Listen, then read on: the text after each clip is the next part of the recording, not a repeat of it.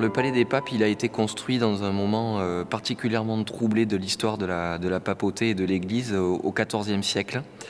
Alors que la papauté est dans une situation de crise à Rome et qu'elle réside quasiment peu dans cette ville, elle en vient à s'installer progressivement à Avignon et faire d'Avignon la capitale de la chrétienté pendant environ 70 ans. Alors le Palais des Papes aujourd'hui accueille environ 600 à 650 000 visiteurs par an. Il a été ouvert à la visite en 1906, donc il y a à peine un siècle. Il accueille temporairement des expositions comme celle que nous voyons dans cette salle qui est dédiée à la collection de monsieur Jean-Paul Blacher de la Fondation Blacher qui est installée à Apt. Donc le Palais des Papes a toujours accueilli des expositions. Depuis 1947, il accueille également le festival dans la cour d'honneur. Donc c'est un lieu de culture et c'est un lieu de valorisation patrimoniale.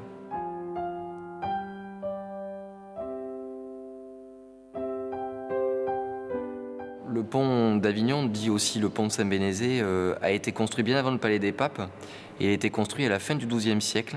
Très rapidement, il permettait de créer un lien entre deux territoires qui sont différents, c'est-à-dire le Royaume de France d'un côté Villeneuve-les-Avignon, et le territoire du Saint-Empire romain germanique côté Avignon.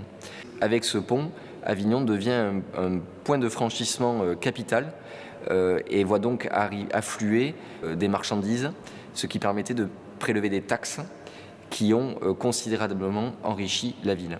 Alors aujourd'hui, le pont d'Avignon, le pont Saint-Bénézet, est visité par 300 à 350 000 personnes par an, ce qui est relativement considérable pour un pont.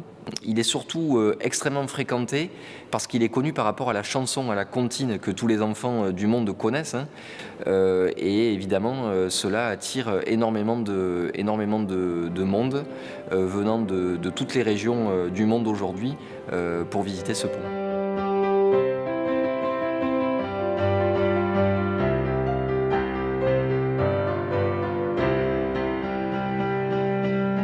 Donc le Festival d'Avignon est né en 1947, c'est vraiment une date très très importante puisque c'est après la Deuxième Guerre mondiale, avec l'idée qu'il était possible de faire de la culture en dehors de Paris, donc aussi une idée de décentralisation, penser que la province pouvait apporter quelque chose.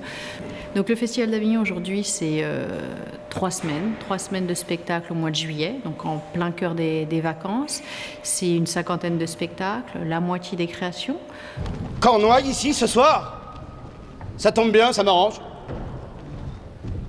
Mon père a tendu un piège à mon frère. Et moi, qu'est-ce que je dois faire? Agir! Vite!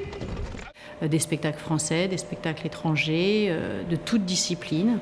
C'est à peu près 120 000 spectateurs dans des lieux historiques, comme la cour d'honneur du Palais des Papes, mais aussi des gymnases, des cloîtres, des jardins. Grosso modo, c'est une utopie à ciel ouvert pendant 3 semaines.